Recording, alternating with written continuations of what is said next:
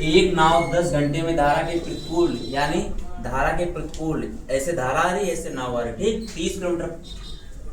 और तथा धारा के अनुकूल मतलब जिधर धारा उधर नाव 44 किलोमीटर जाती है। कितने 10 घंटे में दोनों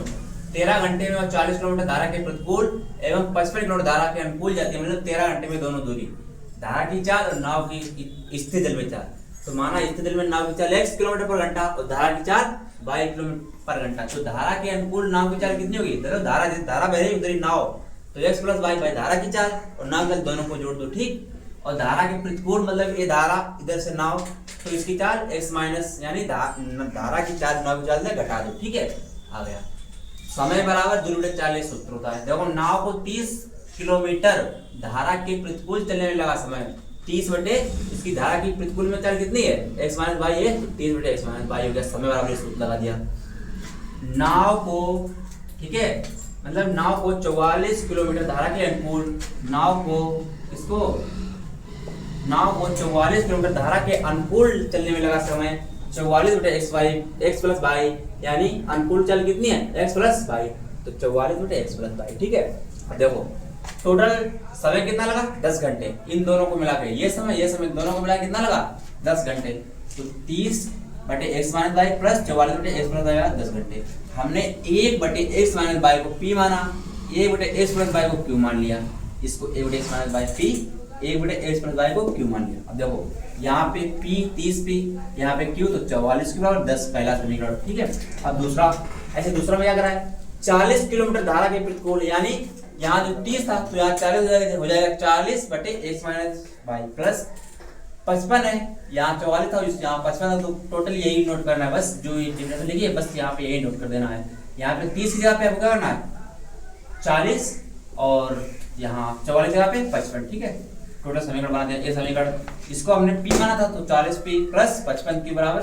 13, समीकरण नंबर 2। यहाँ पे 40 है यहाँ पे 30, इन दो को बराबर करना है, तो इसमें 4 कर दो 1 में और 2 में कर दो 3 का, 4 तीयों 12 120 44 चक्को 176 क्यू प्लस बराबर 10 चक्कू 40, इसमें 3 करो 40 तिया 12 120 तो 55 और 3 गुणा करेंगे तो 165 क्यू बराबर 13 39, समीकरण 3 समीकरण 4। समीकरण 3 से समीकरण 4 को घटाने पर तो 120p प्लस, देखो घटाएंगे तो यहाँ माइनस 120 कट गया प्लस माइनस का 176 से 165 गया कितना बचा 11 क्यू बराबर 40 से 39 1 यानी क्यू बराबर 1 बटे 11। क्यू का मान समीकरण 1 में रख दो, इसमें रख दो, समीकरण 1 कहाँ गया ये इसमें, क्यू का मान रखेंगे 1 बटे 11 तो 44 यानी 30p प्लस 4 तक प्लस का हो जाएगा माइनस का, तो 10 से 4 जाएगा 6 यानी 30p बराबर 6 यानी p बराबर 6 बटे 30, 6 का 6 पंचे 30, ठीक है। और तो क्या है 1 बटे 5 बराबर p बराबर बेटा माना क्या था हमने 1 बटे x माइनस बाई, ये माना था 1 बटे x माइनस बाई, तो p क्या वही रख दिया, तो x माइनस बाई बराबर 5, x माइनस बाई बराबर 5। अब देखो q बराबर क्या माना था हमने